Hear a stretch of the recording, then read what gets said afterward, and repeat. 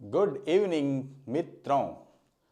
आप सभी government.vlogs YouTube channel के माध्यम से क्लास 11th फिजिक्स का अध्ययन कर रहे हैं और उस फिजिक्स के अध्ययन में हम अध्ययन कर रहे हैं चैप्टर नंबर 15 और उसमें भी हम अध्ययन करेंगे तरंगों का परावर्तन।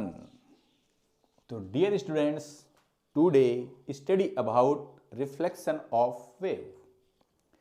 प्यारे विद्यार्थियों, हम ये जानते हैं कि जब कोई आपतित तरंग किसी पृथक्कारी पृष्ठ पर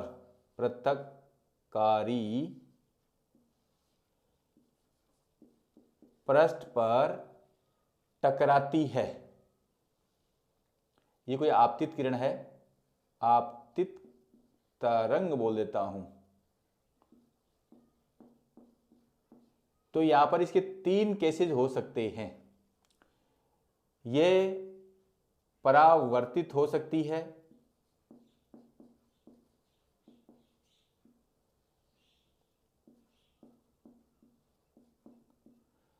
ये जो आपतित तरंग है यहां पर अवशोषित भी हो सकती है, और ये जो आपतित तरंग है वो आगे भी जा सकती है, जिसे हम कहते हैं पारगमित तरंग। जब कोई तरंग पृथक्कारी पृष्ठ पर आपतित होती है तो उसकी 3 स्थितियां हो सकती हैं। वो पृष्ठ से अवशोषित हो जाए, पृष्ठ से परावर्तित हो जाए, पृष्ठ से पारगमित हो जाए। यदि आपतित तरंग पृष्ठ पर तिरछी आ रही है तो उस पारगमित तरंग को हम अपवर्तित तरंग कहते हैं। पुनः सुन लीजिए, यदि कोई तरंग पृथक्कारी पृष्ठ पर तिरछी आपतित होती है तो उस पारगमित तरंग को ही हम क्या कहते हैं? अपवर्तित तरंग कहते हैं। हम ये भी जानते हैं कि जो परावर्तित तरंग है और पारगमित तरंग है या अपवर्तित तरंग है वो परावर्तन और अपवर्तन के नियमों का पालन करते हैं। तो ये थी तरंग की बेसिक जानकारी। तो मैं इन दोनों बातों को लिख देता हूं। नंबर 1 जो बात है वो है, यदि तरंग पृथक्कारी पृष्ठ पर तिरछी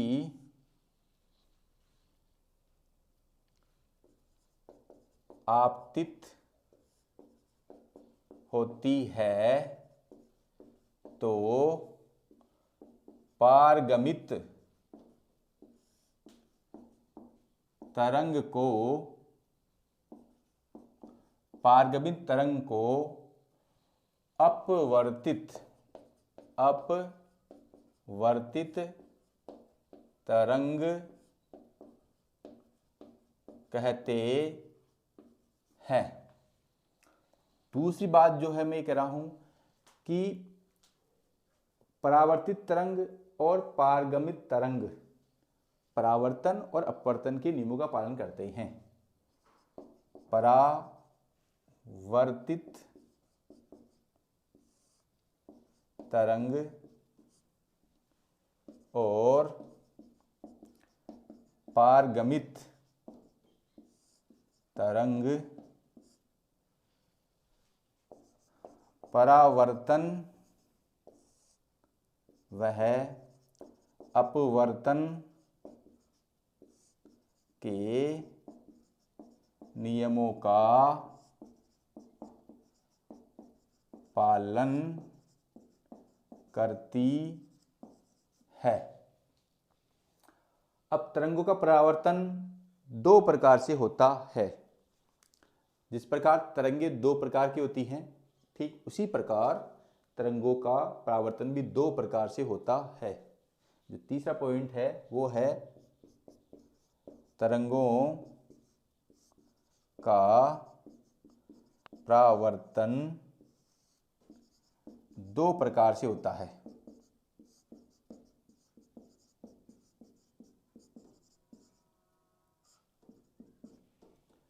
अब इसमें नंबर 1 है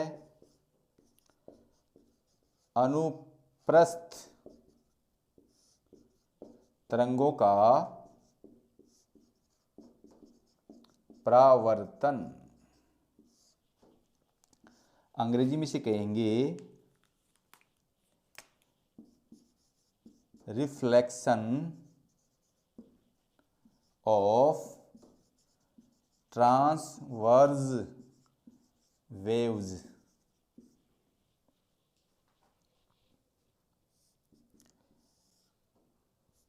डियर स्टूडेंट्स, मैं इसको समझाने के लिए एक दृढ़ आधार लेता हूँ। क्या लेता हूँ? दृढ़ आधार। ये मेरा है दृढ़ आधार। मैं यूँ कह सकता हूँ कि इस दृढ़ आधार की तरफ से तार या डोरी के माध्यम से एक स्पंद आपतित करता हूँ। क्या करता हूँ? एक स्पंद आपतित करता हूँ। इसे कहते हैं आपतित स्पंद।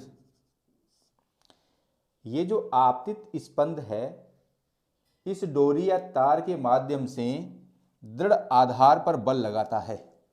ये आपतित स्पंद इस डोरी या तार के माध्यम से इस दृढ़ आधार पर बल लगाता है। प्रतिक्रिया स्वरूप ये दृढ़ आधार भी इस डोरी पर बल लगाता है या उस स्पंद को परावर्तित कर देता है। तो मान लेते हैं ये अपना दृढ़ आधार वैसा का वैसा है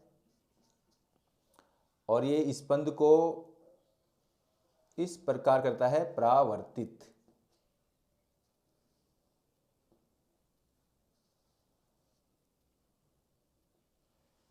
इसकी दिशा इधर की तरफ होगी। डियर स्टूडेंट्स, अभी हमने देखा था कि जब कोई आपतित स्पंद दृढ़ आधार पर बल लगाता है तो प्रतिक्रिया स्वरूप दृढ़ आधार भी डोरी या तार पर स्पंद को परावर्तित कर देता है, जिसे हम परावर्तित स्पंद कहते हैं। यह आपका क्या है? परावर्तित स्पंद है। परावर्तित स्पंद, ये क्या है? परावर्तित स्पंद। आप चित्र में देख रहे हो कि जब अनुप्रस्थ तरंगों का परावर्तन दृढ़ आधार से किया गया है तो आपतित स्पंद परावर्तित स्पंदों के रूप में प्राप्त होता है। अर्थात यहाँ जो सरंग था वो क्या हो गया? ग्रथ।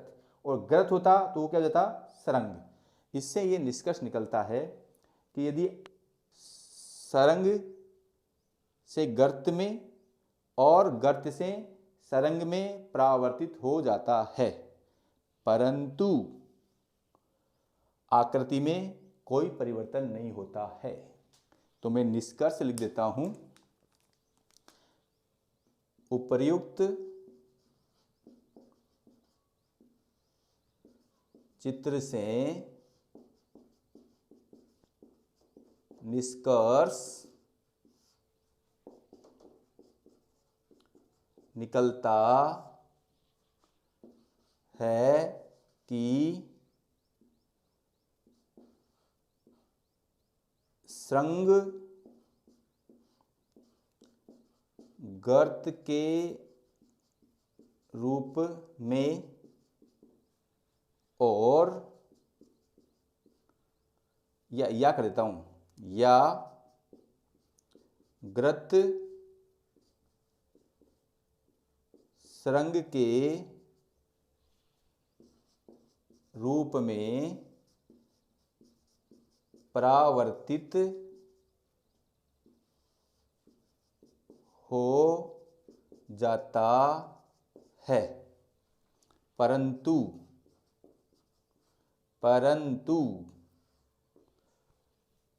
सरंग और गर्त की आकृति में कोई बदलाव नहीं आता है। परंतु आकृति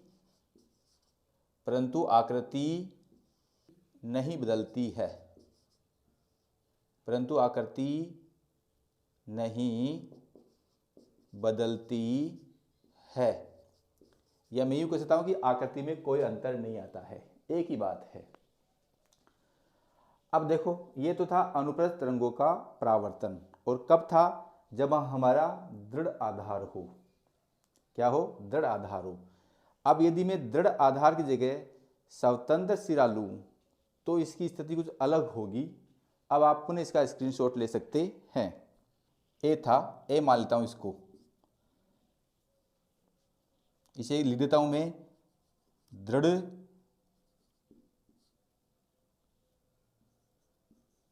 परिसीमा में, दृढ़ परिसीमा में परावर्तन, दृढ़ परिसीमा में परावर्तन। अब देखो, मैं इसको इसलिए लिखा हूं,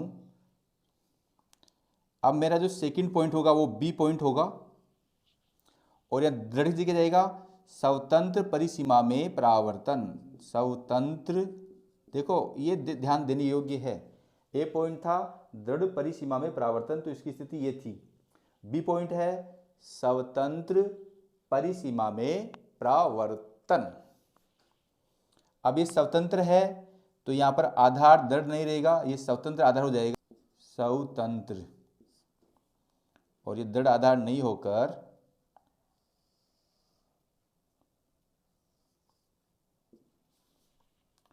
ये क्या हो जाएगा? स्वतंत्र हो जाएगा। अब देखो, आपतित स्पंद इस पर आएगा तो आके इस पे बल नहीं डालेगा, क्योंकि यहां पर आधार क्या है? स्वतंत्र है, तो ये इसको वापिस परावर्तित स्पंद कर देगा। परंतु अब जो स्थिति बनेगी, दिशा तो इसकी उल्टी होगी, परंतु सरंग सरंग के रूप में रहेगा। क्या रहेगा? सरंग सरंग के रूप में ही रहेगा, दिशा इसकी ऐसी ऐसी की ऐसी होगी। तो मेरी बात आशा करता हूं कि आपको समझ में आई होगी। जब स्वतंत्र परिसीमा में परावर्तन होता है तो स्वतंत्र परिसीमा में सरंग सरंग के रूप में ही होता है, और ग्रथ ग्रथ के रूप में ही होता है, और इस स्थिति में भी आकार में कोई परिवर्तन नहीं होता है। जैसा आकार यहाँ होता है वैसा आकार ही यहाँ होता है। तो इसमें मैं लिख सकता हूँ, केवल देखो छोटा सा परिवर्तन करूंगा इसमें, सरंग सरंग के रूप में, या गतिज क्या जाएगा? सरंग,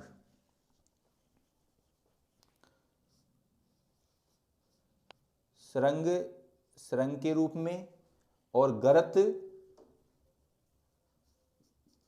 गर्त के रूप में परावर्तित हो जाता है, परंतु आकृति नहीं बदलती है। दोनों स्थितियों में आकृति सेम रहती है, चाहे परिवर्तन दृढ़ परिसीमा के से हो, चाहे परिवर्तन स्वतंत्र परिसीमा में हो, दोनों स्थितियों में आकृति नहीं बदलती है। जो सी पॉइंट है वो है सघन माध्यम से,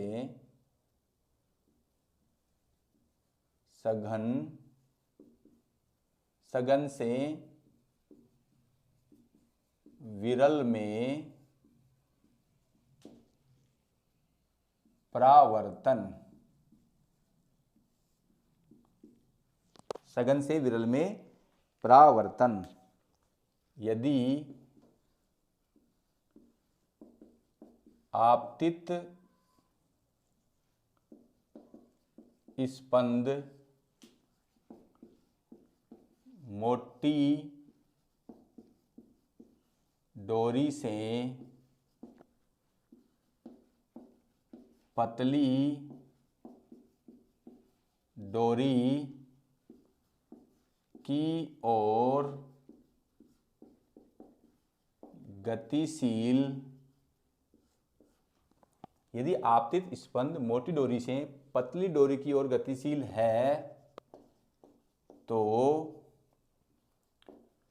परावर्तित वह पारगमित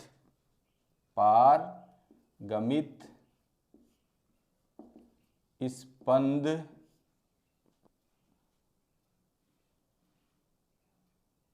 की विस्थापन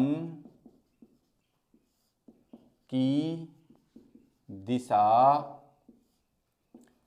परिवर्तित होती है।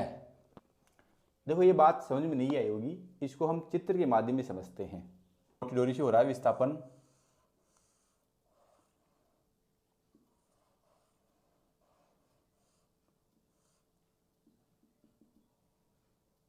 मोटी डोरी से पतली डोरी की ओर।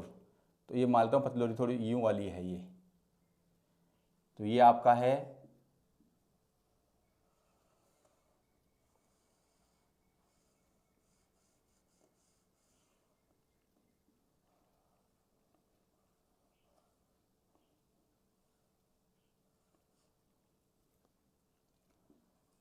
आपतित स्पंद। अब देखो हम जानते हैं कि जब कोई स्पंद आपतित होता है तो उसका कुछ भाग आगे बढ़ जाता है और कुछ भाग विपरीत दिशा में परावर्तित हो जाता है कुछ परिवर्तनों के साथ में। अब ये जो परावर्तित वाला हिस्सा होगा वो जो है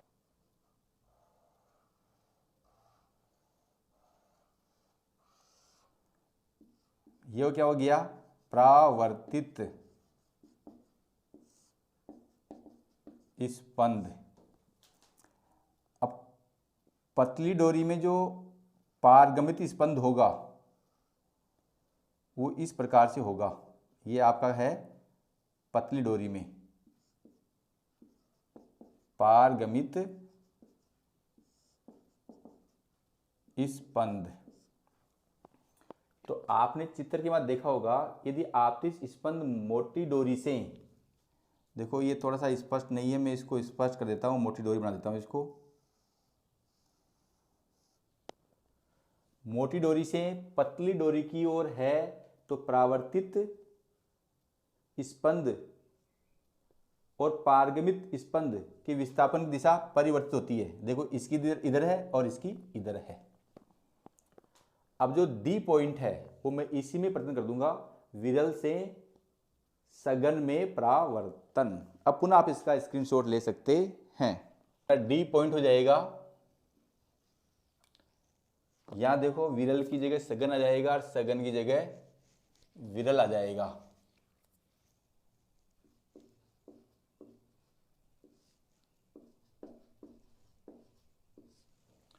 जब आपतित स्पंद, अब देखो इधर बदला तो इधर भी बदलाव होगा।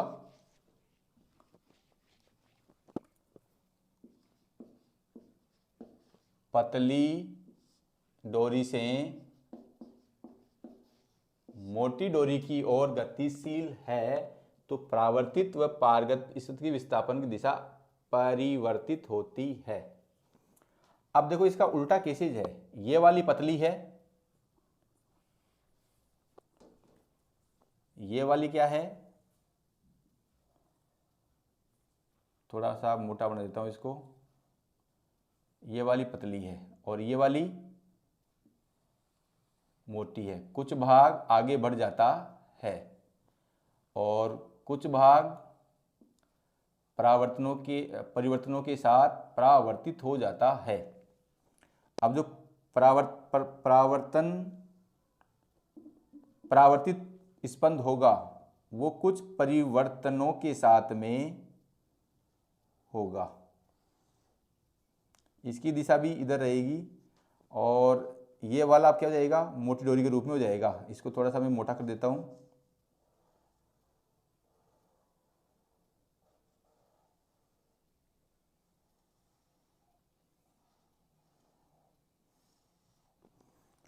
अब देखो यहां स्पष्ट है, आपतित स्पंद और परावर्तित स्पंद सुरंग का गर्त बन रहा है। तो स्थिति नंबर कौन सी बन गई, ए वाली, यानी सुरंग से गर्त बनना और गर्त से सुरंग बनना, परंतु आकृति में कोई परिवर्तन नहीं होता है।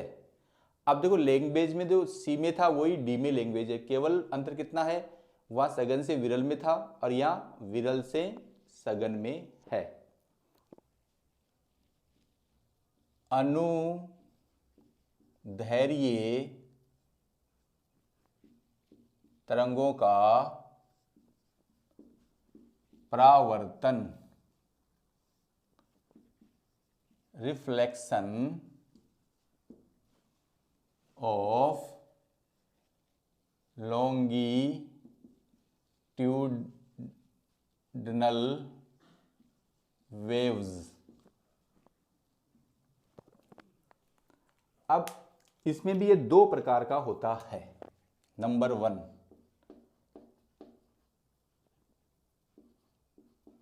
सघन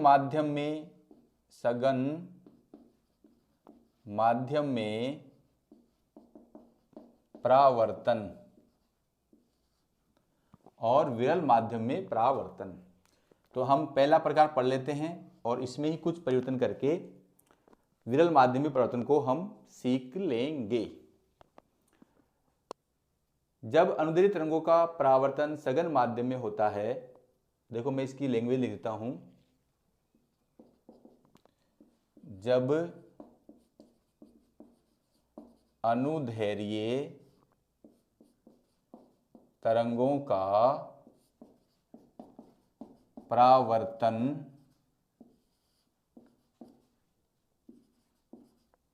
सघन माध्यम में होता है तो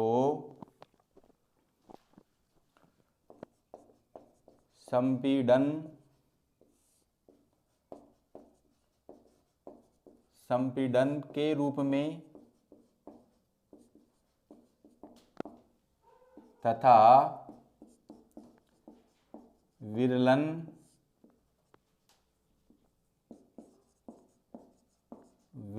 के रूप में परावर्तित होता है। संपीड़न के रूप में तथा विलयन के रूप में प्राप्त होता है, लेकिन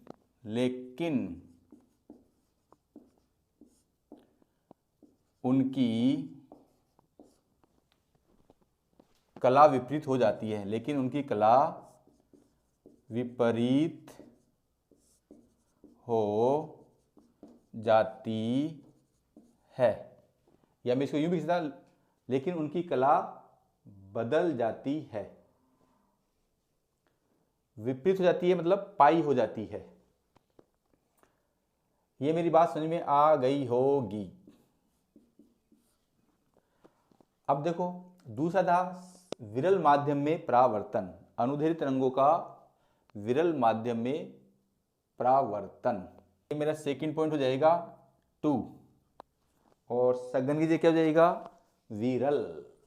सघन की जगह क्या हो जाएगा? विरल। जब अनुदैर्ध्य तरंगों का परावर्तन सघन की जगह क्या हो जाएगा? विरल माध्यम में होता है तो संपीड़न विरलन हो जाता है, संपीड़न विरलन के रूप में, और विरलन संपीड़न के रूप में परावर्तित होता है। लेकिन उनकी कला नहीं बदलती है, लेकिन उनकी कला नहीं बदलती है। नहीं बदलती है मतलब है फाई बराबर 0। तो डियर स्टूडेंट्स, आज हमने तरंगों का परावर्तन का अध्ययन किया और उसमें देखा कि जब कोई तरंग किसी प्रत्याकारी पृष्ठ पर आपतित होती है तो उसकी 3 स्थितियां हो सकती हैं। वो परावर्तित हो जाए, वो पृष्ठ द्वारा अवशोषित हो जाए, या पृष्ठ के आगे बढ़ जाए, जिसे हम कहते हैं पारगमित होना। यदि कोई तरंग प्रत्याकारी पृष्ठ पर तिरछी आपतित होती है तो जो पारगमित स्पंद होता है वही आपका अपवर्तित स्पंद होता है। साथ में हमने ये भी देखा कि जो परावर्तित स्पंद और आपतित स्पंद होते हैं वो परावर्तन और अपवर्तन के नियमों का पालन करते हैं। फिर हमने देखा कि जो तरंगों का परावर्तन होता है वो दो प्रकार का होता है। पहला अनुप्रस्थ तरंगों का परावर्तन और दूसरा अनुदैर्ध्य तरंगों का परावर्तन। अनुप्रस्थ तरंगों में हमने 4 स्थितियों का अध्ययन किया। ए वाली क्या थी? दृढ़ परिसीमा में परावर्तन। बी वाली क्या थी? स्वतंत्र परिसीमा में परावर्तन। थर्ड वाली क्या थी? विरल सघन से विरल में परावर्तन। फोर्थ वाली क्या थी? विरल से सघन में परावर्तन। इसी प्रकार हमने दूसरा केस जो था अनुदैर्ध्य तरंगों का परावर्तन, उसमें भी 2 स्थितियों का अध्ययन किया, सघन माध्यम परावर्तन और विरल माध्यम में परावर्तन। आशा करता हूं कि आपको मेरा ये वीडियो अच्छा लगा होगा, अतः इसे लाइक, कमेंट्स और सब्सक्राइब करना नहीं भूलें। धन्यवाद।